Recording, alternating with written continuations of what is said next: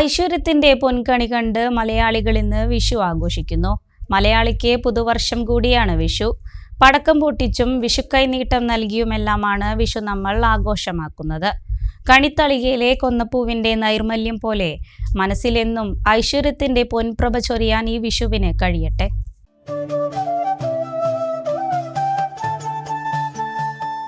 ഗൃഹാതുരതയുടെ ഉത്സവമാണ് മലയാളിക്ക് വിഷു.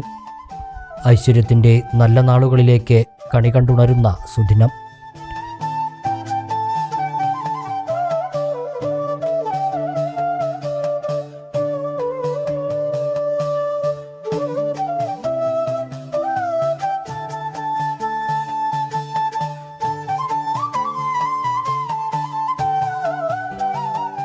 പടക്കം പൊട്ടിച്ചും പൂത്തിരി കത്തിച്ചും വിഷുക്കൈനീട്ടം നൽകിയുമെല്ലാം വിഷുപ്പുലരിയെ നമ്മൾ വരവേൽക്കുന്നു.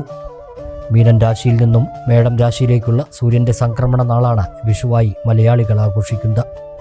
കാർഷികോത്സവമായ വിഷു മലയാളികൾക്ക് പുതുവർഷ തുടക്കം കൂടിയാണ്.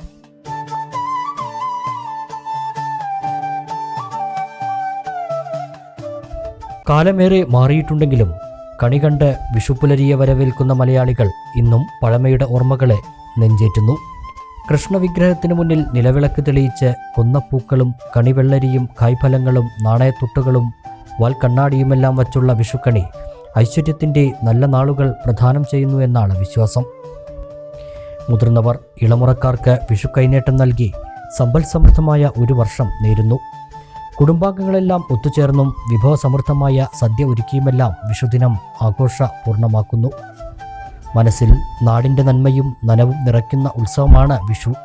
കണിത്തളികയിലെ കൊന്നപ്പൂവിൻ്റെ പ്രഭാവം പോലെ തന്നെ എന്നും സമാധാനത്തിൻ്റെയും സന്തോഷത്തിൻ്റെയും പൊൻപ്രഭ ചൊരിയാൻ ഈ വിഷുപ്പുലരിക്കും കഴിയട്ടെ. എല്ലാ പ്രേക്ഷകർക്കും മലബാർ ന്യൂസിൻ്റെയും സിറ്റി ചാനലിൻ്റെയും വിഷു ആശംസകൾ. ആഘോഷങ്ങളുടെ ആനിവേഴ്സറി കാലം ഓഫറുകളുടെയും കവിത ഗോൾഡൻ ഡയമണ്ട്സിൽ ഏപ്രിൽ 5 മുതൽ മെയ് 31 വരെ ഗ്രാൻഡ് ആനിവേഴ്സറി സെലിബ്രേഷൻ.